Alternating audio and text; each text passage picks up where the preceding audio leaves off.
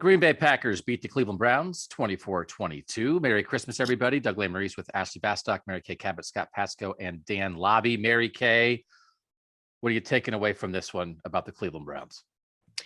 You know, my reigning thought, and I'm always very, very quarterback centric, as you guys know, my reigning thought is that, 4 interceptions are not going to cut it. Obviously, they still had an opportunity to win in the end. But Baker Mayfield can't be out there throwing 4 interceptions. And if they want to win the AFC North, which they can still do, if they beat the Pittsburgh Steelers and the Bengals, they still have a chance possibly to win the AFC North. Not if he's going to play like this. And the stark contrast was there between the NFL reigning MVP throwing 4 interceptions, setting records, and doing all those wonderful things, and Baker Mayfield getting picked off 4 times in the game, should have been 5. That's not going to cut it with this football team. Scott Patsko, where are you?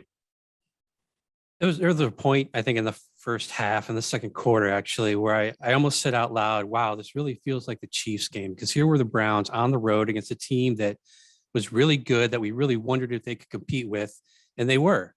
And then Baker Mayfield threw his 3rd pick of the first half, and things just kind of derailed from there, although they did have, an opportunity for the game-winning drive. But the reason why it felt that way, even looking back through all those 4 picks, and Mary Kay is right, that should have been 5, is just the offense seemed to operate for the first time in a long time.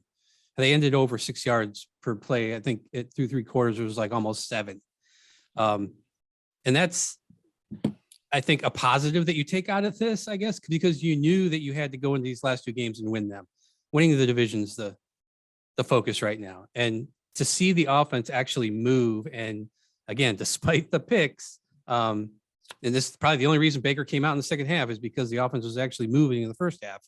I think that's something you could take. Chubb ran. They just, the end arounds. Anthony Schwartz. Hello, Anthony Schwartz. Rashard Higgins is catching passes.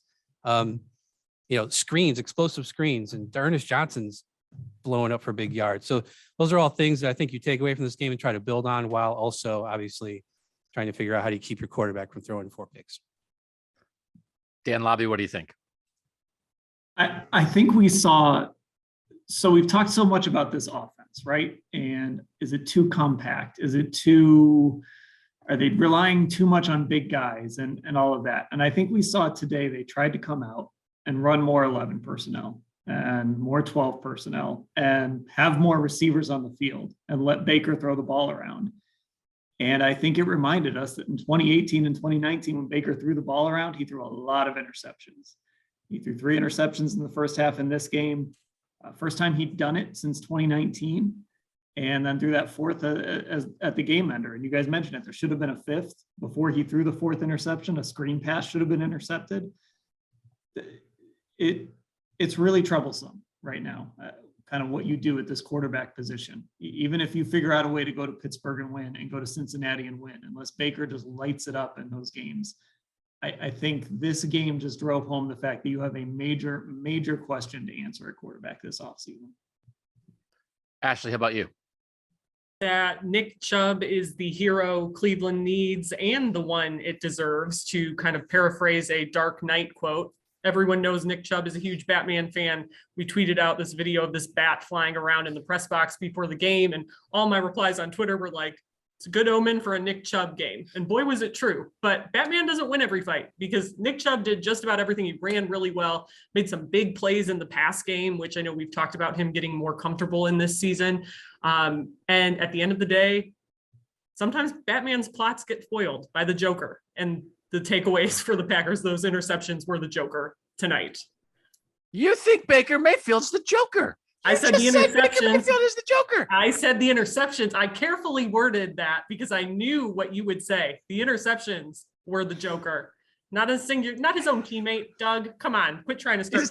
This is one of those. Is this the Joker's new origin story? It's like, what happened to that guy? It's like, well, he was going along and he threw 4 interceptions at Lambeau Field and he turned into the Joker. So I don't know if this is good or bad, but there's a good team in there somewhere. Like Myles Garrett did nothing today because his groin is all messed up, and like, good on him for trying to play. No John Johnson III. Both their starting tackles on offense are still out, and no Kareem Hunt still.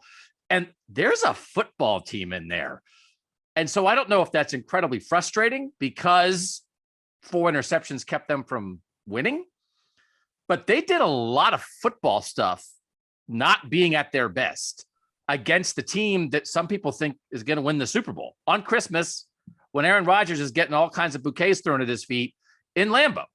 So what does that mean down the stretch? I don't know, but I agree with everything about like the way Kevin Stefanski called it today. I thought some of the defensive line guys showed up with no Clowney, no Tack, a limited Miles. I thought the defensive line still made some plays. I thought it was like a pretty impressive effort for everything that wasn't the 4 plays where Baker got picked off. So does that make people bang their head against a wall, or does it give you some hope? That's up to you guys. All right. Make sure you listen to more thoughts about this game on the Orange and Brown Talk podcast. Read cleveland.com/Browns. For now, for Ashley, Scott, Dan, and Mary Kay, I'm Doug. Thanks for listening and watching, you guys.